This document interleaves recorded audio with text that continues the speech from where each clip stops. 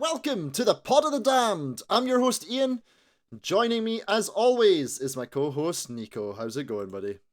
I'm good, how are you? I am fantastic. I'm just happy that we're finally back recording movie reviews because it's been such a long time. Yeah. It's been such a Just long a time. little bit. But we're here, we're back. It's our first actual movie review of 2024. We've gotten all the bump out of the way. We did our Christmas episode, we did a preview episode, we did our awards episode, we've done our 100th episode. So we've got fuck all to look forward to now, Nick. Here's to the 150th. 150th. I mean, at this rate, we'll probably get there by like 2028 or something.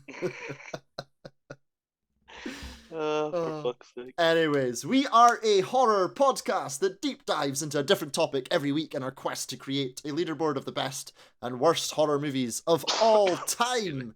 This is episode number 101, and in today's show, we're talking all about the 1986 sci-fi action horror movie sequel, Aliens. But before we get into it, if you would like to support this podcast across social media, you can do so. We're on X at Damn Podcast. We're on Facebook and Instagram at Pod of the Damned.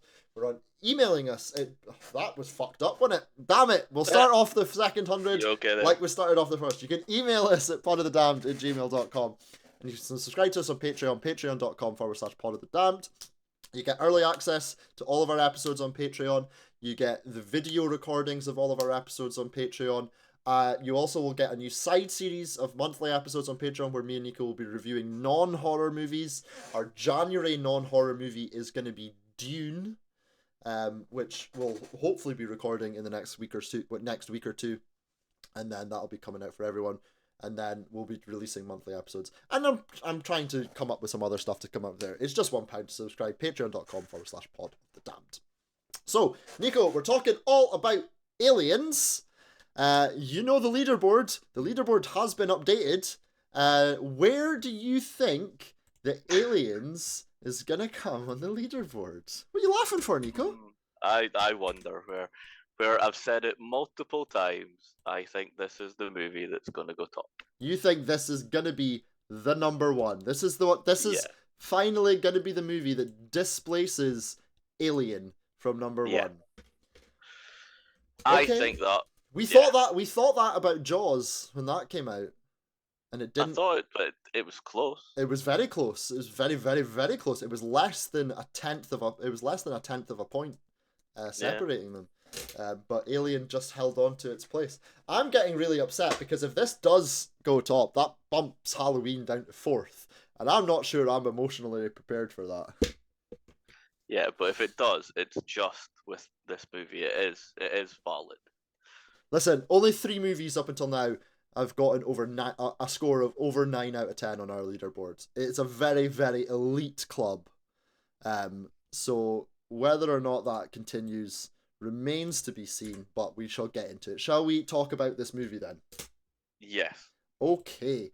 This is one that we've all been really looking forward to. We are talking all about Aliens. This movie was released in 1986, was directed by James Cameron, and stars Sigourney Weaver, Michael Biehn, and Carrie Henn. The IMDb plot is as follows. Decades after surviving the Nostromo incident, Ellen Ripley is sent out to re-establish contact with a terraforming colony, but finds herself battling the alien queen and her offspring. Well, Nico, stop your grinning and drop your linen. Let's fucking review this movie. This movie is... No, actually, I'll stop you. Let me stop you right there, Nico. Because okay. I want to start this slightly differently.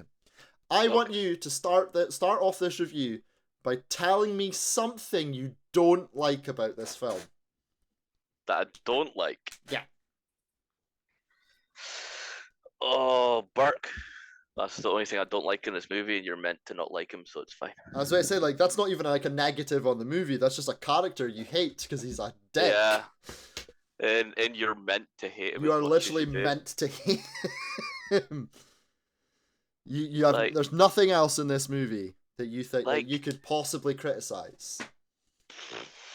fucking genuinely, I cannot. Like, I can't. Is there anything you can criticize about this? There's one thing, Nico. What? What? What is it? So, in the original movie Alien, right? Yeah. It was one alien, it was one xenomorph against the entire crew. And that was the whole movie. The only thing I would say in against aliens is that I think they made the xenomorphs too easy to kill. I think they diminished the effect of a xenomorph ever so slightly because they kill a fucking shit ton of xenomorphs when we've just spent an entire 2.5 hour movie, Alien, and they couldn't even fucking kill one. Now I get that it's different settings, different tones, different all that, and we'll get into all of that. But so I can explain that very easily. Go for it. So the one that was on Nostromo was one of the, what they called again, the male ones that breed with a queen. So it's like the king one, you know. Mm-hmm. So it is a lot harder to kill. Okay, well, I mean that's I just think if and I this is me. I'm being very nitpicky. Because what they're killing is essentially drones. Everyone knows that they're based on bees and the way that bees work, right? Bees. So you got different types. Yeah, bees. Or you can say either way, right? Okay. The queen, the kings. Well, they're not called kings, but I can't remember what they call them. And then you've got the drones, the ones that are just fodder.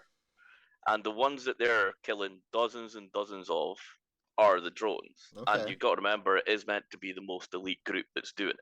Okay. No, I get that. I listen, again, like I say, I'm being nitpicky. It's probably just like the one thing that I would say that I think that this movie kinda didn't do as good, but like, listen, that's it. Like, I think from now on till the end of this movie is just going to be probably me and you gushing about how much we fucking love this film. I mean, but before I've got a question for you, Nico. Have you ever been mistaken for a man? No, have you?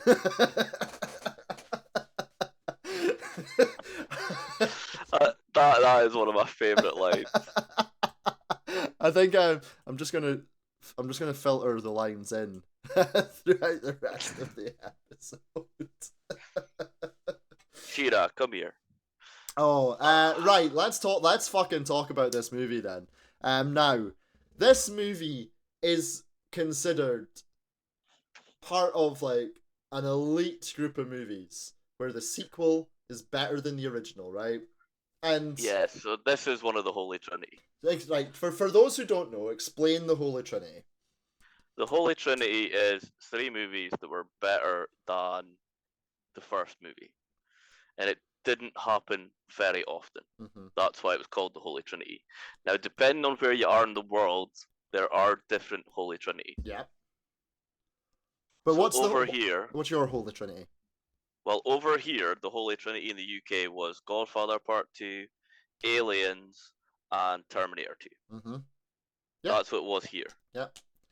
And I'm not going to lie, I'd stick with that. Okay. Well, I wanted to so I've created a list of movie sequels. And I want to just throw some of these out there. Some of them are horror, some of them are not horror. But I want to throw some of these out there as potentially being movies that might be better than their original and see whether or not you agree with it or not. Okay. And you've just listed a couple of them. So Godfather Part 2. Yeah, you go with that? 100%. Right, Godfather was great. And then when they brought the second one out, I remember I got told that this was better than the first one. And that normally puts a dampener for me because I'm always going to go. But when you say that, yeah, normally it bumps it up too much and it's going to be bullshit. Yep. And I watched it and it was amazing. Yeah. The other one that I'll just get out there, you've already mentioned, Terminator 2. Don't even need to say anything about that. It is perfect. That's first. Okay, right. Let's go through some of these other ones that I've put down on this list. So we've got Star Wars: Empire Strikes Back. Yes, I do like that as well. Better than the original Star Wars movie. A New Hope, you mean? Better than A New Hope, the original Star Wars movie. Yeah, I 100% think that is better. Yes. Okay. What have I got here? Okay, Batman Returns. That is yes, because it's Michelle Pfeiffer in a catsuit. I can't say fuck all else to that. Okay, sticking with superheroes, The Dark Knight. Nah. You think Dark Knight's not better than Batman Begins? See, everyone says it because of Heath Ledger's performance, but I think he's the only thing that's good in that movie. Okay. So everything else around it was better than the original. Okay, controversial one here then. Dawn of the Dead. There's an argument out there to be made, though. I know. Like, even though, like, we don't necessarily need to agree with all of these, but it's just potentially ones out there that there's an argument to be made. Yeah, see, that one I think we'll have to actually do in a podcast because there's a lot to that. Yeah, fair dues. Blade 2. Definitely. No. I just threw that one in there to bug you. No, okay. That's not even the third best one, you know what I mean? Oh, go fuck yourself. If you no, I'm not accepting that. Evil Dead 2. See, yes, Evil Dead 2 I do prefer. But You prefer Army of Darkness over yeah, Evil Dead 2. that's one that I went, it's good. It's better. Okay. Can't got any better. Oh shit, it's got better. Put the guy D now. Okay. Nothing, you motherfuckers. Bride of Frankenstein. Nah. No? Nah. Oh, okay. That's definitely one it's a debatable one, though. There's definitely people out there who have that train of thought. Oh yeah, but nah. Dream Warriors. That's not the second one, though. Doesn't have to be the second one. You were saying that what we're talking about is the Holy Trinity, where it is the second movie is better than the first one. I'm bending the rules slightly for this one. I'm bending the rule for a couple of them, to be fair. So no. No? And because the first one is so much better than the second. Okay. But the third one's better than the second. The Devil's Rejects. Ooh. I'm not sure. That's a tough one, though, right? I know. That's a real tough one. Yeah, I think I'll go for Devil's Rejects is better. Okay. The Real T2, Terrifier 2. The what? The Real T2. We're going back to Terminator, like. Terrifier 2. Terrifier 2. Mm-hmm. Oh, the Pretender. I don't know. See, I like the second one better than the first one. I think. There you go. That's all we're asking for, then, isn't it? I think it's one of those ones. Which one's shitter, in my opinion? That's the problem. I mean, you did rate Terrifier 2 pretty highly. I know, but so still. To say the last shit one, I think, is a bit disingenuous of you there, Nico. I like it for what it is. It's the building of a franchise. Oh, you know what? I'm actually totally wrong. You rated Terrifier higher than Terrifier 2. I thought that. So I was sitting here going, did I fuck up? Question yourself. Okay, anyways, Indiana Jones and the Last Crusade. That's not the second one either. No. Again, I said I was bending the rules slightly for a couple of these. See, I love a bit of Sean Connery, and that is one of my favourite movies. It's the best Indiana Jones movie. It's not. It is. You're not telling me Raiders is the best. Raiders is the best. No. Last Crusade is the best. Dial of Destiny is the best. Temple of Doom is fucking close, though. Temple of Doom is probably my favourite growing up, but it's easily the worst of the original three. But you gotta love the Nazis' face melting scene. Yeah. Anyways, the last one I've got on this list, Nico. Lord of the Rings, The Two Towers. See, I'm gonna get lynched for this. Like, Lord of the Rings is alright.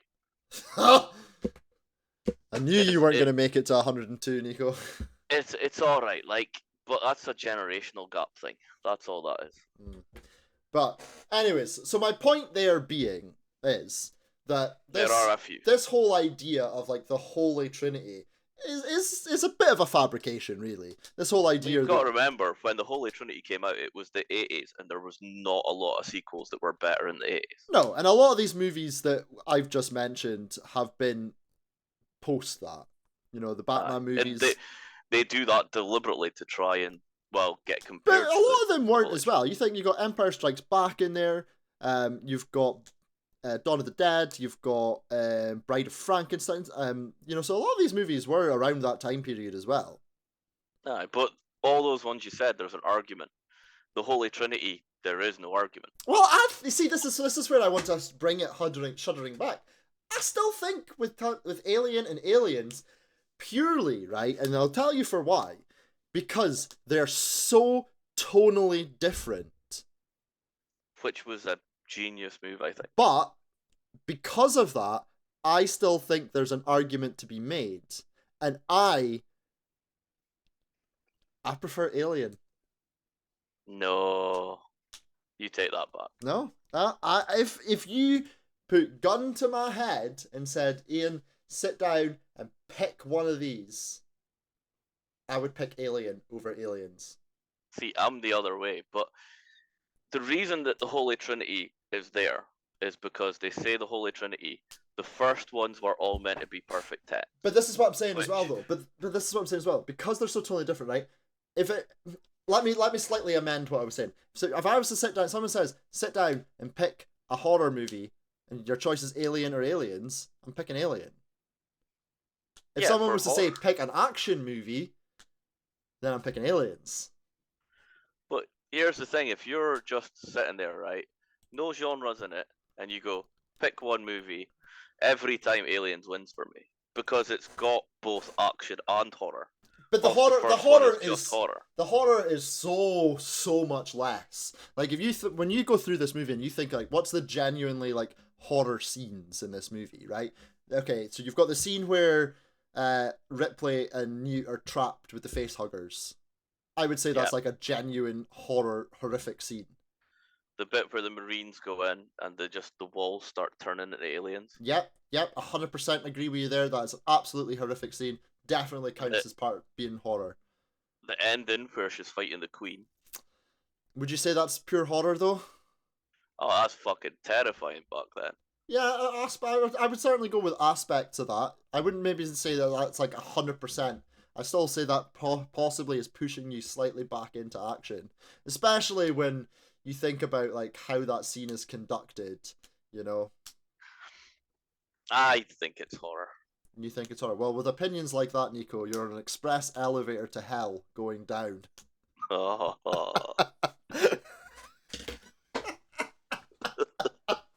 fuck's sake. Oh.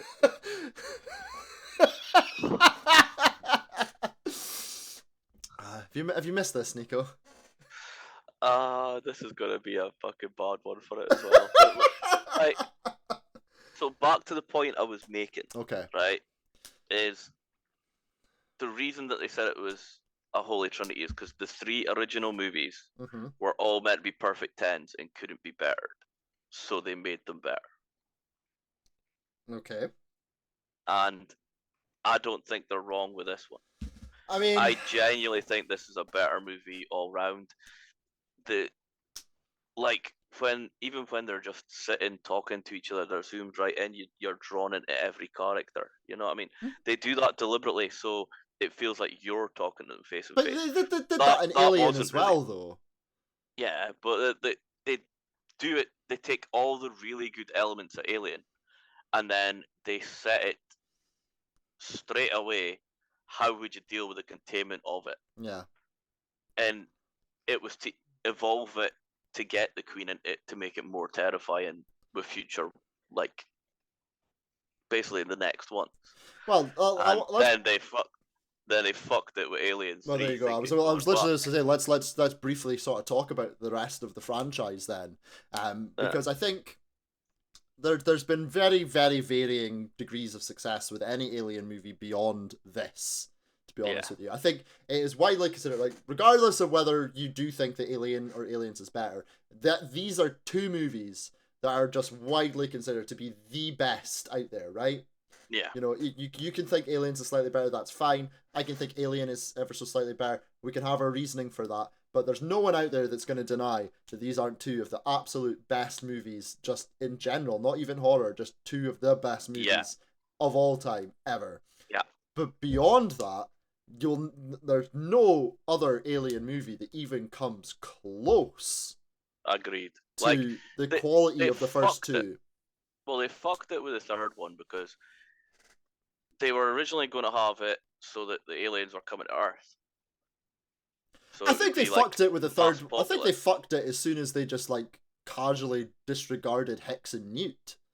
Aye. I think that So just like soured so many people straight away. Like they, exactly, this is what I was away to say because they were originally going to have it where they came to Earth and one of the pods had been stuck to the outside of the ship. yeah, So the alien fucking it was an egg and it was a new one going that way. That was what the original was going yeah. to do. And then they just threw that script away and went, fuck it, we're setting it on a fucking prison colony and we're getting rid of the two folk that you fell in love with. So what for you then is like the worst or the best beyond that? Like best and worst, everything after Aliens.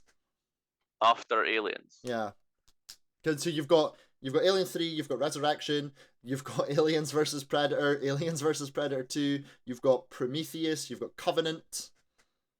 Have I missed any? I think that's it, isn't it?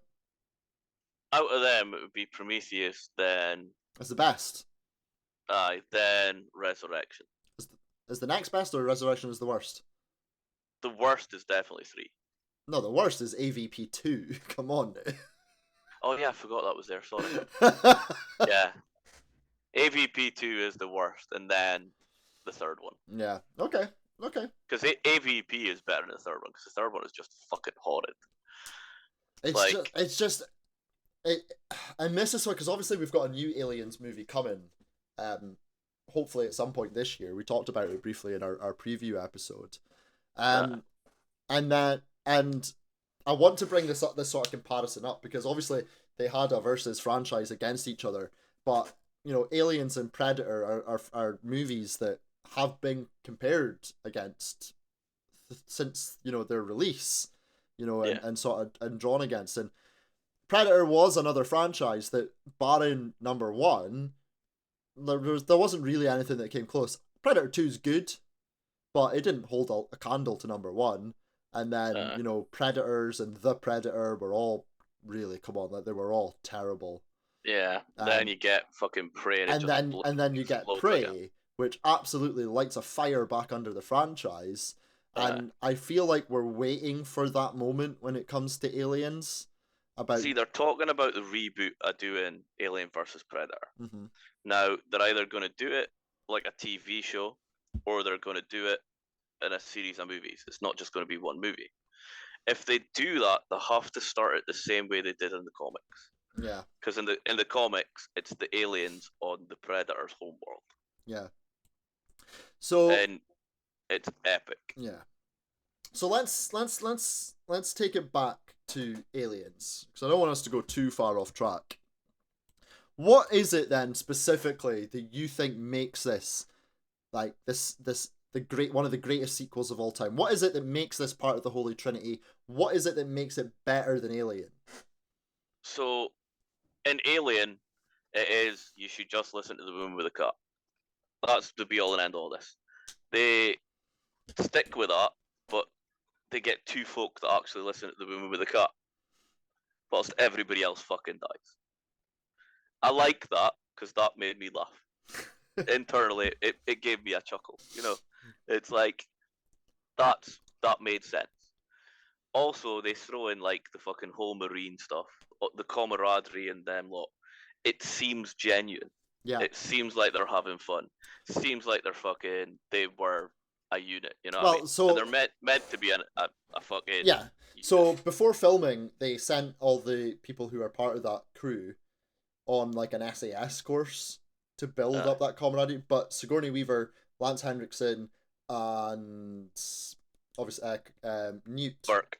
Burke, sorry, Burke. They didn't obviously go on the course because they wanted there to be that disconnect between them. Yeah. Yeah.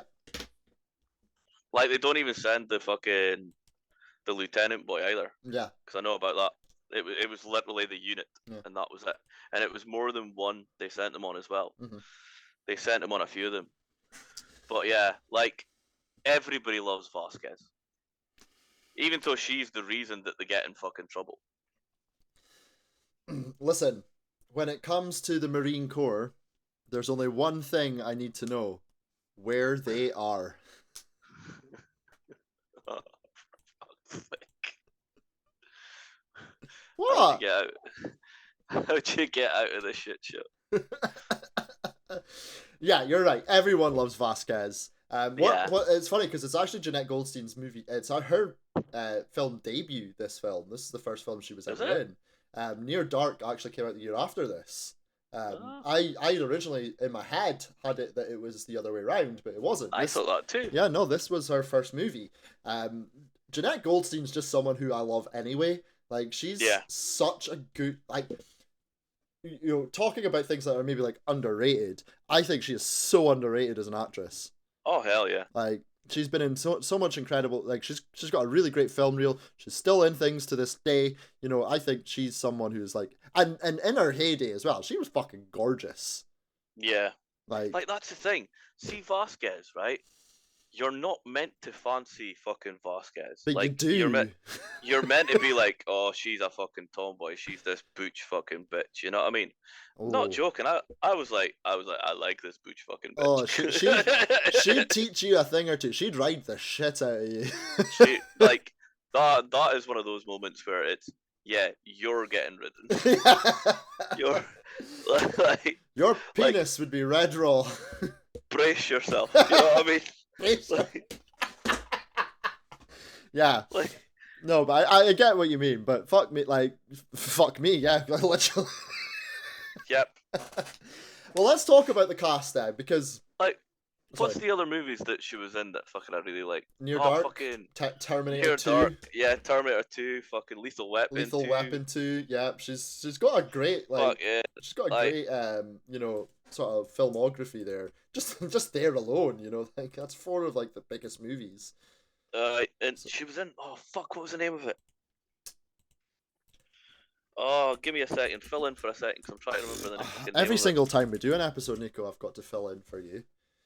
Fucking hell. Well, Do you feel you know like? the Cindy, Do you you feel know like? the name of it, right? You know the Cindy Crawford movie she had.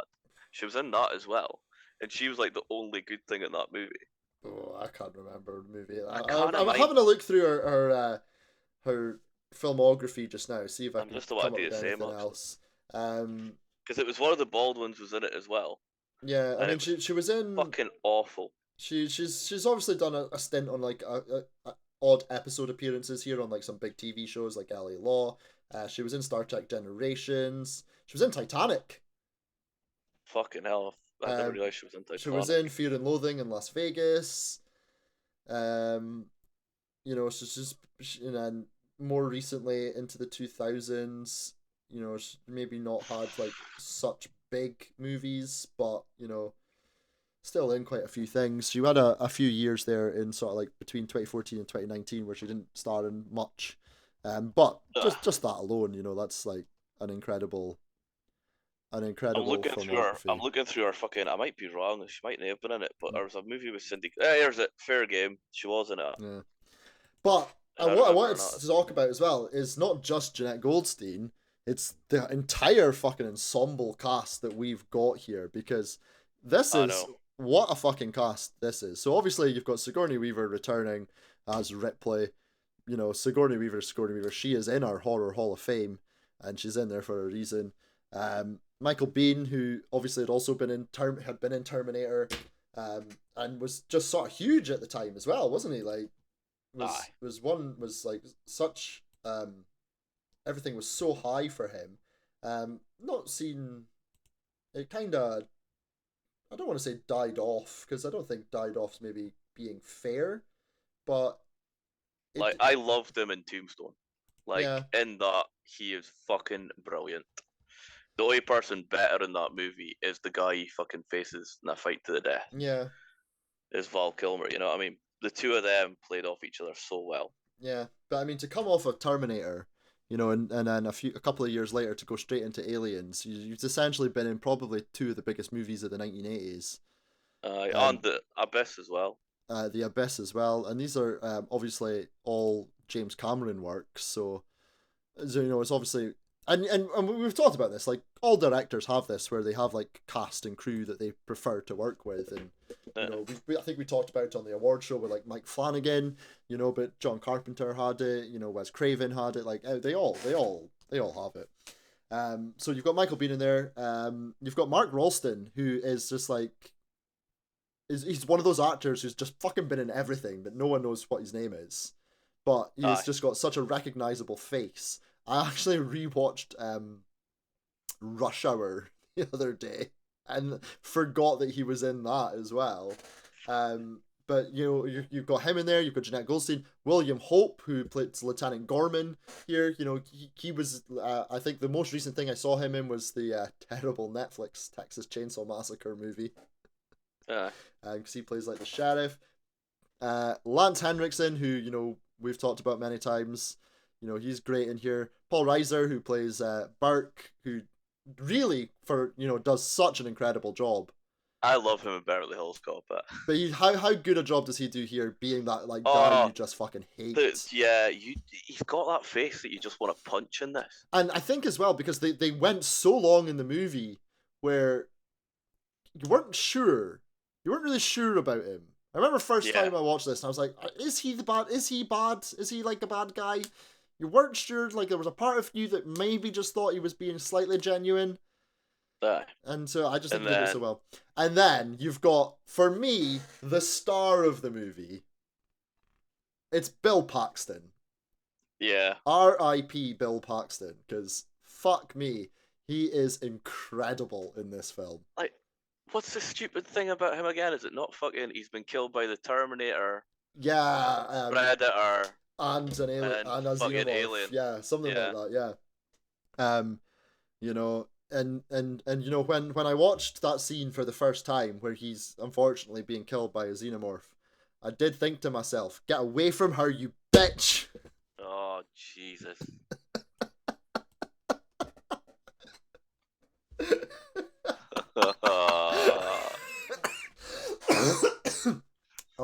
I'm killing myself. I've noticed. But no, Bill Paxton's performance, like, we've talked about in previous films about actors who chew the fucking scenery with their performances. People like fucking Donald Pleasance in Halloween movies and things like that. Fucking, this is like the quintessential, this is how you just fucking eat the scenery kind of movie. Oh, hell yeah. Would this have been a worse movie without Bill Paxton?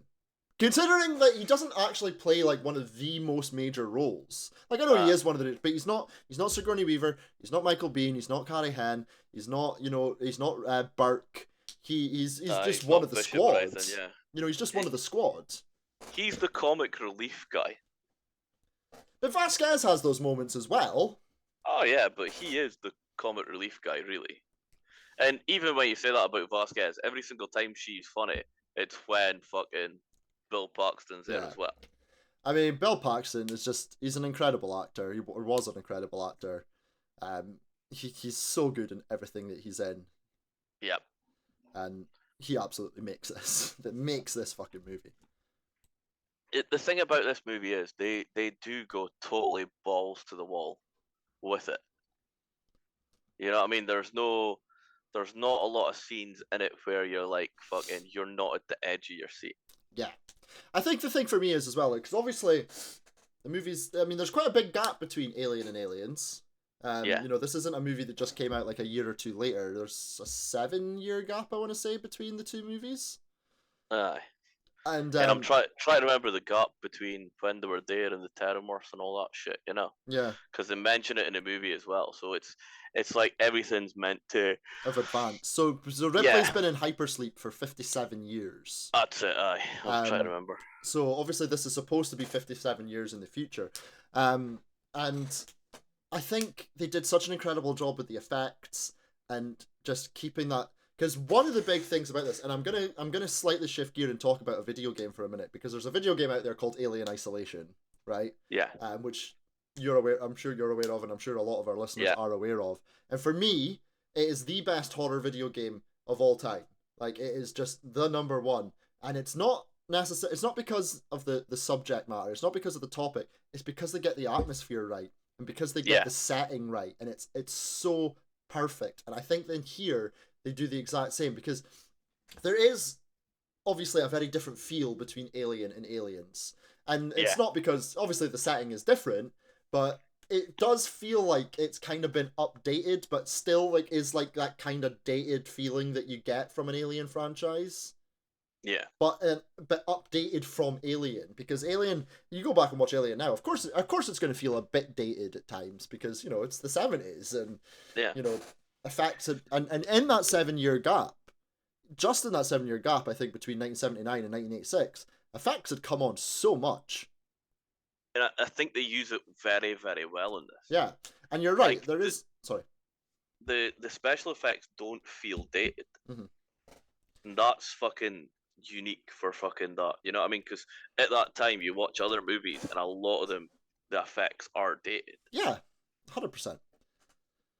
I think as well, like going back to what you're saying there about being on like the edge of your seat. But let's talk about like the big fucking finale then, because that fight, the final fight between Ripley and the alien queen, it goes on for such a long time, from the moment where she first discovers her in the sort of in the nest, all the way until finally destroying her, like finally like making her shoot out of the escape hatch or whatever it is you want to call it.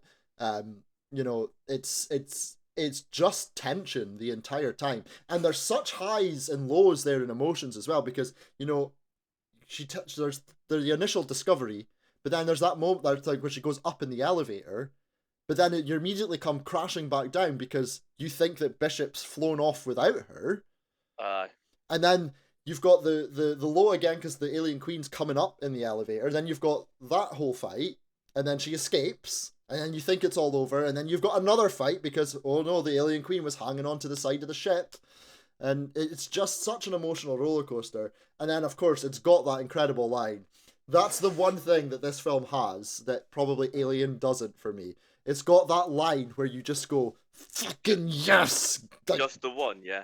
Just the one. You haven't been saying any other ones, right? No, but you know what I mean, though. It's got that moment where she comes out and she says, get away from her, you bitch. And you're just like, fucking yes! Like, you actually, like, fist pump the air kind of moment. It's like, this movie, the way that they do it with the Marines and everything, where they're just fucking beat right down as well, with that first scene for Vasquez gave them a clips, and they're fucking like, get the fuck out or the whole place has got to explode. Yeah. You know, that whole thing, like, fucking, that is fucking brilliant. And the scene that always gets me in that whole bit is the shotgun in the mouth. When he puts the shotgun in his mouth and the fucking blood sprays everywhere, you know what I mean? Mm-hmm. It's just, it's like, there's not one scene in this that feels like it's filler. And no. A lot of the times you're watching a movie and you can see it, you're like, they're padding this out a bit. And this is not a short movie either. I mean, it's not particularly long, but it's about what, 2.25 hours, something like that. Yeah. And there's not one bit, like, normally in a 2-hour movie you're getting dead arse in a cinema. There's not one point of this that you're like, yeah, I need to just stand up and move about. You know what I mean? You're like, you're glued. You're there. And even now, rewatching it, still am. Like, I watched this about 6 times. Yeah. Since I knew we were reviewing it, and we only figured out we were reviewing it about 6 days ago. I know, and it's just, I can't stop watching it over and over. It's bringing me right back to when I watched it originally. Yeah. It's you're there again when you first watched it. So it's got everything. It's got the nostalgia factor. It's got the fact that this is just sheer genius, and it's got everything. This could have been a huge, huge franchise that just gave money to everyone. Mm-hmm. And the thing that fucked it is the next movie. Yeah. Yeah. Why they threw that script out where it was coming to Earth, I've no idea. Because that just sounds like it would be fucking epic. Yeah. Well, I guess we'll never know. But, obviously, again, one of the big things about, franchises and sequels is that quite often it's not the same director that's in charge of previous movies. And we've heard that about big franchises that we've reviewed before. like Nightmare on Elm Street with Wes Craven, like the Halloween franchise with John Carpenter. And here again, we had Alien that was originally directed by Ridley Scott, and obviously James Cameron taking over. Is James Cameron just like the sequel king? Yeah, it Like, seems like it. to obviously he did the Terminator, but to do Terminator 2 and Aliens within, what was it, a year, 2 years apart? And they're both in that Holy Trinity You as know, well. like, and you know, you look at like his filmography as well, from the Terminator movies to Aliens, to Titanic, to the you know, for as much as you might not like it or disagree with it, you know, he's got the highest grossing movies of all time in the Avatar franchise. Yep. True Lies. You know, like this guy has just created some of the most iconic cinema of all time, and Yeah, you and it's must. not just one genre he can But do. this is what I'm It's saying. So everything. does this then put him into the? He must be in the sort of category of the greatest of all time. He's always going to be in the conversation because of how much his movies have made. The thing is, he's very good at getting an audience to feel the emotions he wants them to feel. Yeah. And that's hard to do as a director. Like, you see folk do it and they fuck it up all the time. He's exceptional at making you just, you know, you'll be looking left and then fucking someone will come out the fucking right side and you're just like, what the fuck? Yeah. He's just an amazing director. Yeah. Everything in this movie is fucking perfect. Like that bit when you realize Burke fucking is a cunt is just epic. And when he gets his comeuppance, where he's fucked them over, you know, when he slams that door closed, Yeah. and you're like, oh, he's fucked him over again. He's gonna be. There's no way he can be the survivor. And you're thinking that in the back of your head, but you're still thinking that's what's going to happen here. Yeah. And it just instantly fucking like Buxton again. He's screaming, "Come on, you bastard!" and everything, you know. I think. Sorry. And it's just that scene is just it's fucking brutal but beautiful. Yeah. I think one of the things they did as well is, so obviously in the original Alien movie, you know, one of the biggest moments of that film is the chest bursting scene, right? Because Yeah. and obviously that was a big moment in the movie because we'd never seen it before. Now obviously going into Aliens, the cat is well and truly out of the bag, right? About what the aliens are and what they do. We still get a chest bursting scene in this movie, but I'm really happy they didn't put as big a focus on it. See, I preferred the one where they throw you the curveball at the start. Where you think it's in Ripley. I loved that. Yeah. Because I remember the first time I saw that and I'm like, no. Because you're thinking, well, it hadn't been done yet, but you're thinking like along the lines of fucking they cannot kill the main character at the start. So you're thinking like they did it in Scream. Yeah. I actually worked. rewatched Scream last night just because you know I wanted to chuck something on and was thinking about Drew Barrymore and that. And like everything around that was thrown in that she is the main character. She's the main focus. It's not Sydney. And then the very first thing that happens is they kill the main character. Yeah. Well, I'm not being a dick. See that bit where you think it's a way to happen if fucking Ripley, and you're genuinely there like motherfucker, you know, like it is. Are you fucking? And then she wakens up and you're like, you fucking dirty cunt. Yeah. You know what I mean? But it would have been an easy way to do this. It would have been an easy way to transition into another fucking movie. Yeah. So I'm glad they didn't, but still, the curveball on it, he gets you with that straight away. But what I want to talk, because I want to talk about Ripley and I want to talk about Sigourney Weaver, because obviously, you know, the trope of the final girl is one that is well preceded Aliens. But I think when it comes to that sort of conversation of great final girls, I think sometimes Sigourney Weaver and Ripley can be a little bit overlooked by horror, possibly because this movie is seen as to be less of a horror movie than some of the others. But people will always say Sidney Prescott, or Laurie Strode, or or Heather Langenkamp, or any of these other sort of characters yeah, that appear in the sort of big main franchises. They always seem to be. But for me, Ripley is definitely in that conversation, but she's Uh, so unique in comparison to all of them. Don't get me wrong, in all of their various movies, they're all very like badass women at certain points of the franchise. Ripley's a fucking badass bitch all the way through this fucking film. yeah.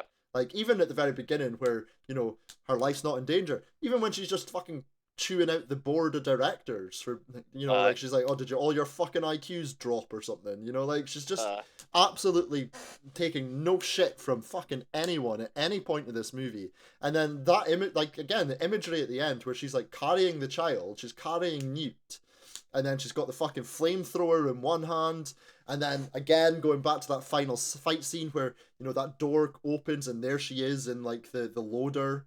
It's just fucking ace. Like, if I was like a young girl and you wanted like a film icon to look to, fucking Ripley is it, right? Oh, 100%. She is a badass. It's like Vasquez is a badass than her. Oh yeah. But the whole fucking, like, even the bit with the grenade, where she's fucking grabbing it. Yeah. And they're fucking, where they've got an alien either side, where they're Yeah. going through the ducts. That's the thing. A lot of people say it doesn't have the claustrophobia effect in this one. They still have the scene in the vents. There's so much that is actually claustrophobic in it, but it's on a bigger scale of claustrophobia. I think for me, the claustrophobia still does kind of come into this, especially in scenes where, like, that scene, for example, where Hudson, Bill Paxton's character, is telling him that he can read the aliens' signal on the motion detector, but they can't see them, and they get closer and closer and closer and closer. Even though they're not necessarily confined, it feels very claustrophobic because we know the aliens are there. We just can't fucking see them, and that to me is very claustrophobic as well. I love the motion detector shit in this. I fucking absolutely love it. Like that was partly like you talked about the Alien games. There was Alien versus Predator, the one on the PC. Yeah, and I remember that. That one where when you were playing it, you became an alien after getting killed. Yeah, that's right. So you became your own enemy, and it was a great way of doing it. But I still remember being one of two folk, and it was last man standing type thing, and I'm fucking looking at the heartbeat sensor going, these fuckers are near me, and it brought you straight into the fucking movie again, you know what I mean? I'm looking at it going, fuckers are here, I don't care far they are, but the fuckers are here, and it's just, like, shit like that is really good. That's the thing, I find hysterical. The worst movies were probably the Alien versus Predator ones. Yeah. But the games-wise, they were so good. Yeah, honestly, absolutely amazing. Going back to Alien Isolation again, you do utilize like the motion sensor, heartbeat monitor thing, and that, and it's used to incredible effect. There's so many times where you can hear it going off, and sometimes it's not even the aliens that's setting it off in that game. It's the synthetics who are just as big an enemy in that game as the fucking xenomorphs are. Honestly, I think I still have some of the clips of me absolutely shitting myself playing that game on the Twitch. So I'll maybe download some of them and post them on the socials for everyone at some point this week, because like that it's the perfect setup for tension. And that goes for movies, that goes for games. Unfortunately, it doesn't go for sequels beyond number 2, but But it's just so good. Like even Newt, like everyone goes on about Newt fucking, oh, she's just there to fucking give like Ripley something to work off of. Newt's fucking brilliant. Yeah. Like she does it. I love the fact that she's the reason that there was a scene shot over and over and over again. Yeah. And you're talking about the slide scene. Yeah. Yeah. Go for it. So she was deliberately fucking up over and over again. So he said to her, do it properly and use the slide wherever you want. Yeah. And she's like, okay, and he stuck to his word. He let her use it, which is decent, like. But I just love the fact that fucking, like, even the bit where she comes out the water and the alien's coming up behind her, she looks like she doesn't know it's coming. Yeah. I mean, she's really well acted, I mean, considering this is pretty much her only acting credit as well, She does have an acting credit from 2020 in a cartoon called Thunder Island, but it's like, it's a nothing thing. So this is our only major acting credit. She didn't go into movies after this. She didn't go to TV after this. But she's actually great. And, you know, it's always a bit iffy about, you know, how child performers will be. You know? You get varying levels, but I think she's great in this. She's also just like that perfect, amazing. She's that perfect level of creepy as well. And I don't know if it's because she's got like the British accent. Yeah. But she's like that perfect level of creepy too. Yeah, because it's like, you're like, has she got a fucking infected? You know what I mean? Like, that's what you're thinking. Well, that's the thing throughout that entire final sequence, because there's a whole portion of section there where she's been captured by the xenomorphs, and we don't see her until Ripley finds her, and she's all like cocooned up. Aye. You know, so the doubt is very much, the seed of doubt is there for you, isn't it? Exactly, and I think that's why they do it that way in the third one. Yeah. Started with them fucking. Yeah, but like it left such a sour note, didn't it? Yeah, like I think if you were gonna do that, do it in Aliens. Don't do it in Alien 3. Oh, if they did it in Alien 3, at least have her actually come out the pod first. You know what I mean? Yeah. Okay. Let her get the chest burst. You know what I mean? Just want to quickly go back to something, because I meant to bring it up. I was talking about Alien and Predator being sort of movies that are compared to each other. I did put it to a vote on our Twitter, or our X page, sorry, about what people preferred, Alien or Predator. And we got 143 votes. Alien won with 72% of the votes. Like, it fucking took it home. So people prefer Alien or Predator. So I just wanted to quickly. Oh, yeah. I don't want to talk about. There's not much more left that I want to really talk about. I feel like if there's any other points, we'll probably cover them as we go through trivia. Is there anything else you want to bring up, Nico, before we move on? I do love the scene where Hicks is showing her how to use stuff. Yeah.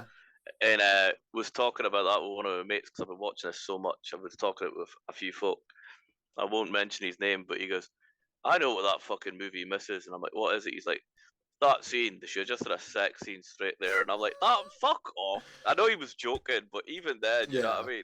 He's like, fucking but you expected her to do, just move the gun out the way and hey ho. You know what I mean? Like, fucking. Why don't you fire a few rounds into me?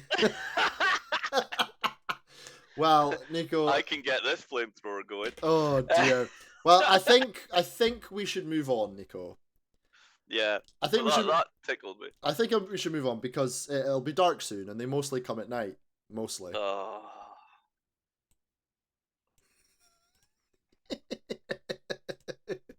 And we shall talk about some trivia.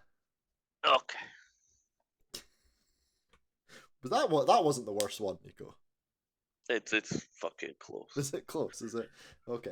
We'll start off with the finances, as we always do. According to IMDb, this movie had a budget of $18.5 million and gross worldwide $131 million. So massive and that's just like box office and like worldwide gross.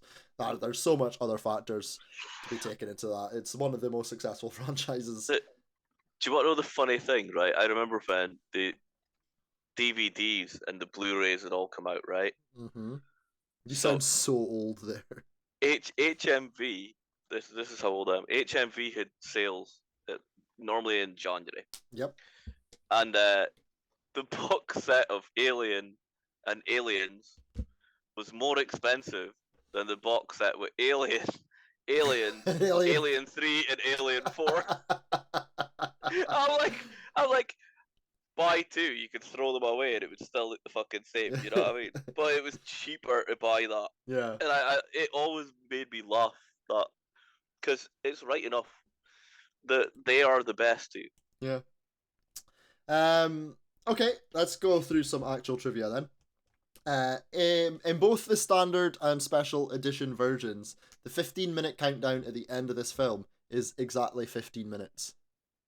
Which I love little things like that. There's another point in this movie where there's like a different countdown, and it is also the exact length of time it says. Because there's nothing worse, is there, than watch it like a film that's supposed to be like a 10-second countdown, but the scene lasts for like 45 seconds. Yeah. Like, you know, so I love the fact that they did that. Lance Henriksen, who plays Bishop, our synthetic, he actually got food poisoning on the set of this film from the milk and yogurt combination that he had to spew up when his chest was pierced by the alien queen's tail. Really?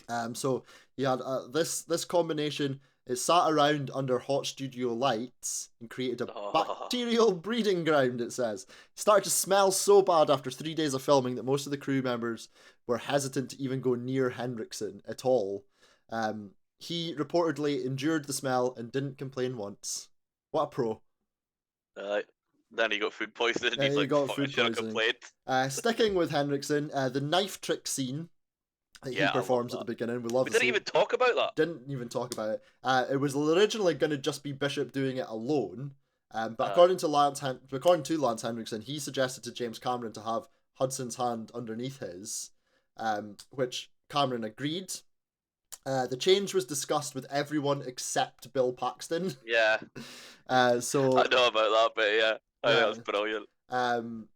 Henderson also, according to this, also remembers a long night of drinking after shooting the scene, followed by a reshoot of the exact scene, as it looked too fake when they sped the footage up. And he, on the reshoot, he caught Paxton's pinky. Oh. But that would have stung. Yeah. Lance Henriksen. I'm going to stick with all the Lance Henriksen trivia. There's a ton of trivia for this movie. He was also this movie was obviously filmed in London. Yeah. He was almost denied entry into the UK when he arrived for filming because he had been rehearsing the knife trick in the USA with several different types of knives, since he didn't know which one James Cameron would be used for filming. So when he arrived in London, he just carelessly brought all these knives with him in his luggage. Well, back then, fucking, they wouldn't have thought about it. Well, apparently customs were quite alarmed. Yeah. But you got through. You got to remember, you went on. This is pre 9/11. You went onto the plane. You went onto the plane. You had metal forks and knives and everything. Yeah. I travelled with darts. Hudson. Darts used to be there. Hudson, obviously played by Bill Paxton, says the word "man" 35 times in this movie. There's a drinking game with that. Yeah, you know that, do you? I know. We should play it once. Oh fuck yeah! Paul Reiser, who plays Burke, when he took his mother to see this film when it was released, and apparently when Burke died, his mother went, "Good."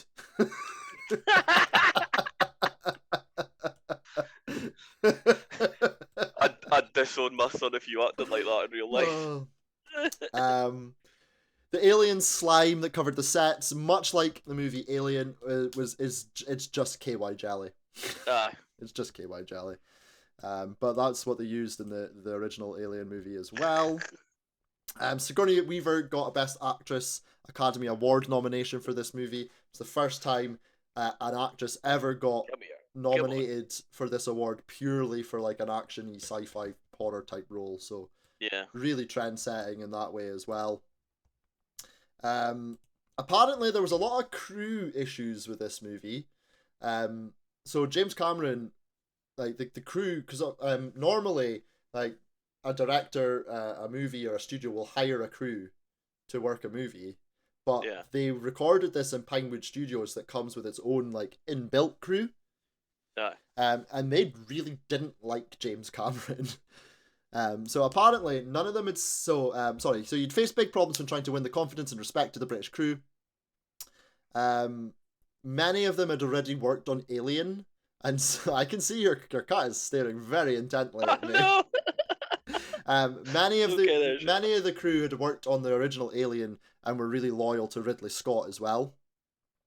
So in order to try and convince the crew that he had talent and skills to film Aliens, James Cameron arranged a screening of the Terminator for the crew, which I feel like is a little bit of a dick move though. Like if you're already not liking someone and he's like, "Here, watch one of my other films," like if you think I'm a dick, watch this one, it'll prove you're wrong. Yeah. Well, so he arranged a screening of the Terminator to demonstrate his abilities, but the majority of the crew just didn't show up.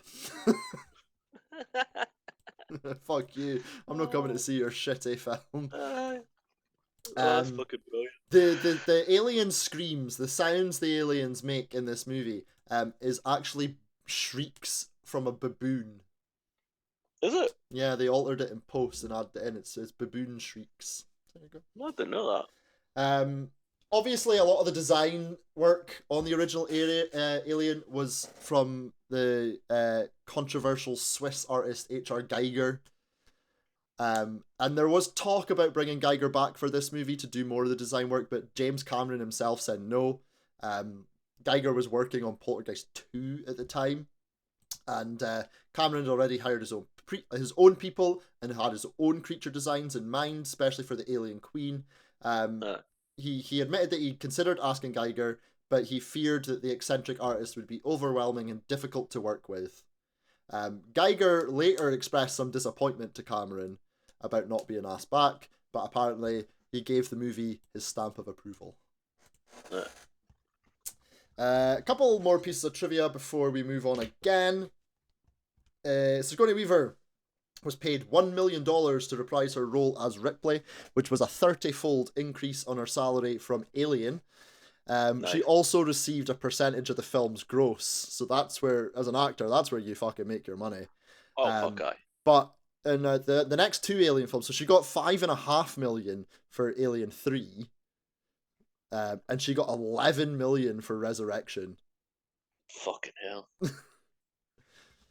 So saying that, she's used enough in fucking Resurrection or the clone thing. I know, right? The final piece of trivia that I've got, the nuke going off near the end of the movie, the effect of that is actually just a light bulb shining through some cotton. Was it? Yeah, so that's how they did that. That's quite cool. Listen, there's an absolute ton of trivia out there. I probably could make an entire episode just on trivia for this movie, but I've just sort of cherry-picked some of the stuff that I thought was more interesting. Nico, is there anything else trivia-wise that you want to throw in? No. No? Okay. Shall we move... I just knew about the slide thing. Yeah. Shall we move on then to our final segment? Yeah, go for it. Okay, let's talk about the ratings and the reviews. And as always, we'll start off with the critics' scores. IMDb gave this movie an 8.4 out of 10. Metacritic have scored it an 8.4 out of 10. Nico, I expect that to be higher. What did you see? This is what do you think the Rotten Tomatoes critics and audience scored this movie? See, I remember this was one of the movies at 100% at one point. Is so that, I reckon they're going to be... Is that thrown you a little bit? Yeah, it has. Because I remember there was a thing saying this was 100% on Rotten Tomatoes. And then it's now down in the 90s. So I know it's in the 90s, but I couldn't tell you whereabout. Okay. You know, for audience. For audience. But that with the critics is thrown me because that could bring the score right down, like. I love confusing you. It's so much fun. Oh, fuck up. No. I'm going to go 97, 96. Oh, so the Rotten Tomatoes audience has this at 94%. The Rotten Tomatoes critics are 98%. Fucking hell. Critics' consensus: while Alien was a marvel of slow-building atmospheric tension, Aliens packs a much more visceral punch and features a typically strong performance from Sigourney Weaver. Listen, these are still incredibly high scores, even though IMDb's and Metacritic's are probably slightly lower than what you would like. These are still surprised at that. Incredibly high scores. IMDb and Metacritic are by far probably the harshest of the critic scores that we take. I mean, Halloween, I know you don't like Halloween as much as I do, but according to IMDb only has Halloween at a 7.7. Which, when you think about it, and you think about like the impact and legacy of that movie, is an incredibly low score. What did they have Alien at? Alien, they had it an 8.5, so there's only 0.1 of a difference, but Alien takes it. Metacritic also has Alien at a higher score. Both Alien and Aliens have the same Rotten Tomatoes critics and audience score. They have the same scores. Same. The same scores. Now tell me what, like, that's like, it's too coincidental to be a coincidence sort of thing. Yeah. You know? So I think, Nico, it's going to come down to the listeners and us to really decide this one. As always, we throw it out to our audience and listeners and ask for your guys' opinions and thoughts on the movies that we review. You guys certainly didn't let us down when it comes to Aliens. So here's just what a bit of you used to say. Friend of the show, Wren, who will be reappearing on the show again relatively shortly, says the second greatest sci-fi horror action film behind Terminator 2. I prefer the cerebral stalking of the original, but if you want to go big with that idea, this is the way to do it. A menacing thrill ride from start to finish with the best one-liners of the franchise. 8 out of 10. What does she give Alien? I don't know what Wren gave Alien. Would be interesting. Neurospiced gives it a 10. Bloody awesome movie, one of the best. Great actors, characters, dialogue. Scary as fuck aliens that look awesome. H.R. Geiger's artwork is astounding. Didn't actually have anything, but obviously the ideas are based off his ideas from the first one. I love Newton Vasquez. Scene with the exosuit is iconic. Just love everything about it. Movies for Days, our friend Newman also will be appearing on the show shortly. 10 out of 10. One of the best sequels ever made. Great expansion on the established world. Wonderful escalation of creatures in danger. A great build to Ripley's character. Marvelous cast and incredible score that pounds you through this well-paced action sci-fi horror with fervor. R.I.P. Spunkmeyer. Watch If You Dare gives it 9.5 out of 10. Half a point deduction for the lack of horror compared to the first one, but it's still one of the best sequels in film history. I don't think it's that horror, not horror related, you know. I'm not saying it's not horror related, it's just in comparison to Alien, the horror is far less. Yeah, but still. Dissect That Film gives it a 10. Cameron does to Alien that he would later do to Terminator and take a straight up horror film and create an action film that doesn't take away from the majesty of its predecessor but improves on it and turns it up to 11. Elaine McKay gives it a full 10 for the director's cut, would knock off much for the theatrical version, maybe a 9.8, best movie in the franchise. Kate Lamp says this has to be a 10 for me. It was one of my first movie loves and I still watch it regularly even though I know exactly how it plays out. There are still parts that get my heart racing, and Ripley is a queen. Although it made it possible for me to use my Newt voice at any time someone says the word mostly, and for that I am eternally thankful. Shapes and Shadows podcast gives it a 10 out of 10. Action suspense, great atmosphere with killer creature FX. Get away from her, you bitch. And finally, Francis Lalonde, again friend of the show, regular contributor on Facebook, gives it a 10 out of 10. Though I generally rate films on the high end, he's got a big spiel here, so I've saved him for last. Though I generally rate films on the high end, I get a bit pickier when it comes to ultimate top of the scale ratings. This film, in my opinion, is a 10. If I had to select at least one less than ideal aspect, it might be the length, especially some of the earlier Burke scenes.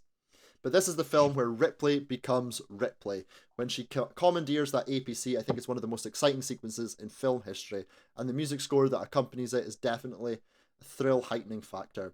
And it still manages to squeeze in some very fun humour to give viewers time to breathe. And if before I'd seen this someone had told me it somewhat involved a very young child, I'd probably dismissed it as a pure money grab, yet that aspect is integral to the overall plot. They mostly come out at night, mostly. See, we never even talked about that scene when she commandeers it. I love the bit in there where he's calming her down because she's so fucking high that she's just grinding the gears. Yeah, that is so good. Yeah, that's it. It's every detail, isn't it? It's just so detailed. Given all that though, our listeners' average score for Aliens is 9.7 out of 10. So that's just about as high as it can get. There's only one movie that scored higher than that with our listeners, and it was Halloween. It scored a perfect 10. No one had anything bad to say about it. So, Nico, that just leaves me and you. On a scale of 0 to 10, what would you rate Aliens? I'm going to give it a 1 with a 0 on it. So it's like...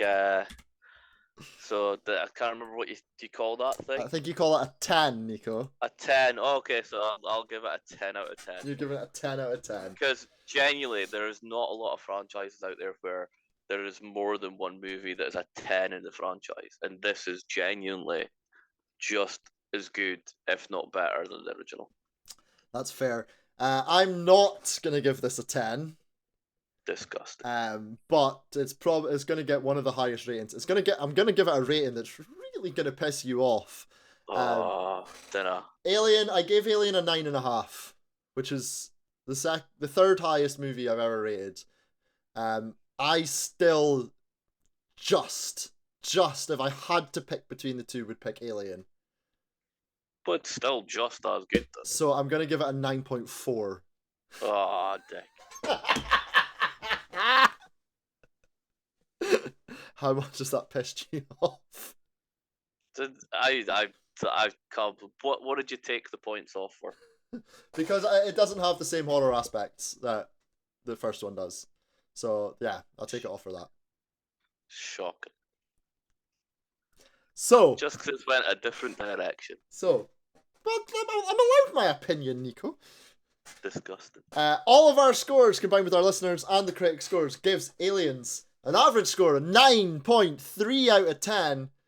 And it means, for the first time in a long time, we have a brand new movie at number 1 on our leaderboard. Aliens takes the top spot with a 9.3 out of 10. Just ahead of Alien and Jaws, that both have a 9.2. And Halloween with a 9.1. It's only the 4th movie to have over 9 overall, and it is our number 1 rated movie out of the now 93 movies that we have reviewed on this show.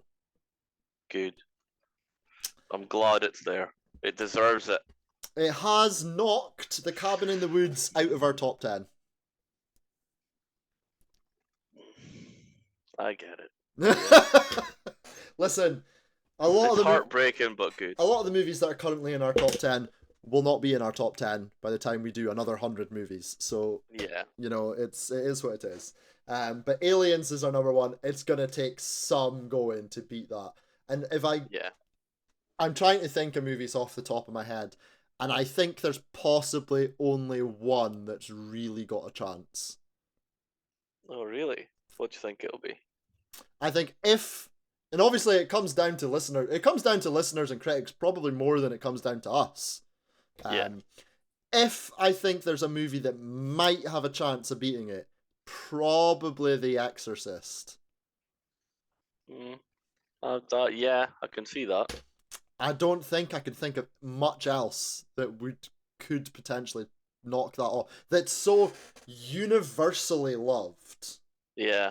Because that's the big thing, isn't it? Like, we can genuinely think that movies are better than the movies that are top of our list. I do. I think we have reviewed better movies than Aliens. But again, it's not down, and it's the whole point of our scoring system, that it's not just down to me and you. I don't think there's anything else that's universally loved that could dethrone that. And again, talking about franchises, that's Alien and Aliens at number 1 and number 2 in our leaderboard. It's taken this long to dislodge Alien. I don't think there's much that will dislodge that either from number 2. So I think this is our number 1-2 combo for a long time. And the thing is, there's not, like, as I said it so much times, there's not that much franchises that have got such good movies in it. Yeah. You know, we talk about epic. Like, that's the thing, like, we talk about, like, again, I'll talk about my love for Halloween all the days of the week, but there's no other movie in that franchise that comes close. Yeah. You know, we talk about Elm Street and Dream Warriors, but again, they don't come close. There's no Friday the 13th movie that comes close. Yeah. There's no Scream movie that comes close. Like, this is what I mean. Like, in terms of, like, franchise, Alien and Aliens has to absolutely take that. And it's worthy as well. It's so good. Yeah. So, with that being said, we are done, and it's that's it, man. Game over. Game over, man. Game over. Game over, man. You didn't think I was gonna forget about that one, did you?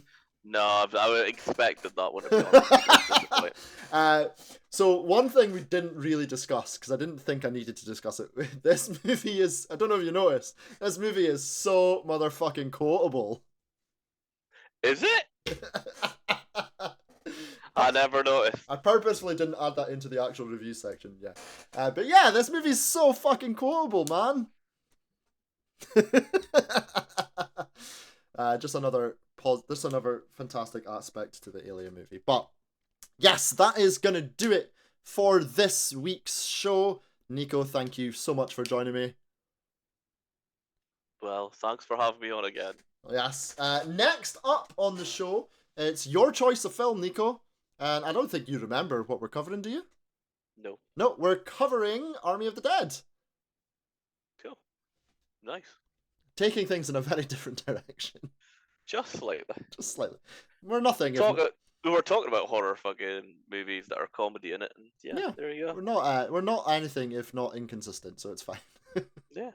But yeah, that's up next on the show. Don't forget, if you would like to support this podcast, you can do so on X at Damn Podcast. We're on Facebook and Instagram at Pod of the Damned. You can email us at podofthedamned@gmail.com, and you can subscribe to us on Patreon, patreon.com/Pod of the Damned. That's a lovely tail you got there, Nico. She keeps moving. I don't know why. She just can't get comfy. She's Anyway. like spinning around and making fucking biscuits, as Zia says. Cute. Anyways, thank you once again, Nico, for joining me. Thank you to everyone for downloading and listening to this episode. And until next week on Pod of the Damned, just remember, you're damned if you do, you're damned if you don't. You're damned if you don't. You fucking dick.